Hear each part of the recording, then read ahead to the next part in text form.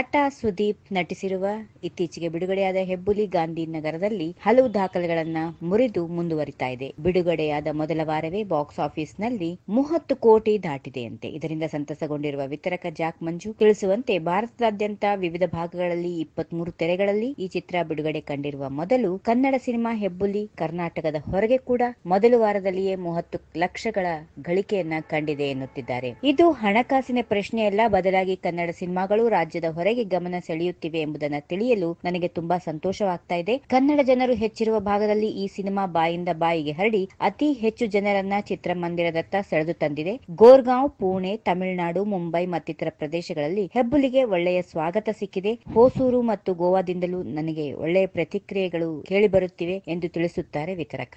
ಈ ಯಶಸ್ಸಿಗೆ ನಿರ್ದೇಶಕರಿಗೆ ಧನ್ಯವಾದಗಳನ್ನು ತಿಳಿಸುತ್ತೇನೆ ಎನ್ನುತ್ತಾರೆ ಮಂಜು ಅವರು. ಇತರ ಭಾಷೆಯ ಸಿನಿಮಾಗಳು ಕನ್ನಡ ನಾಡಿನಲ್ಲಿ ಯಶಸ್ಸು ಪಡೆಯಬಹುದಾದ್ರೆ ನಮ್ಮ ಭಾಷೆಯ ಸಿನಿಮಾಗಳನ್ನ ತಡೆಯುತ್ತಿರುವುದೇನು ಎಂಬುದು ನನಗೆ ಸದಾ ಕಾಡುತ್ತಿರುವ ಪ್ರಶ್ನೆ. ಅದಕ್ಕೆ ಈಗ ಉತ್ತರ ಸಿಕ್ಕಿದೆ. ಅದರ ಉತ್ತರವೇ ಹೆಬ್ಬುಲಿ. ಒಳ್ಳೆಯ ಸಿನಿಮಾಗಳನ್ನ ನಿರ್ಮಿಸಿ ಕರ್ನಾಟಕದ ಹೊರಗೆ ತೆಗೆದುಕೊಂಡು ಹೋಗಬೇಕು ಎಂಬುದೇ ನನ್ನ ಆಸೆ ಎನ್ನುತ್ತಾರೆ ಮಂಜು ಅವರು.